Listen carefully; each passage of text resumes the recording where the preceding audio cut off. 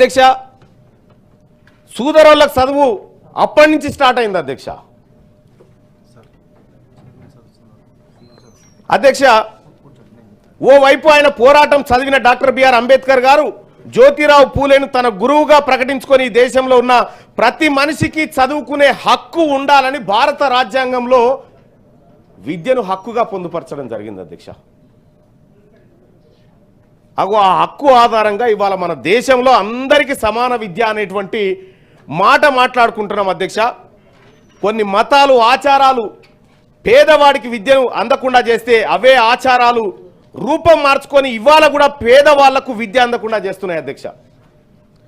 రాను రాను రాజుగుర్రం గాడిద కాదు కంచెర గాడిద అయినట్టుగా విద్యా వ్యవస్థ ఈ దేశంలో బలమైనటువంటి పునాదులు వేసుకున్నటువంటి విద్యా వ్యవస్థ ఇంత ఇంత ఇంత ఇంత నీరు గారిపోయినటువంటి పరిస్థితి చూస్తా ఉన్నాం అధ్యక్ష.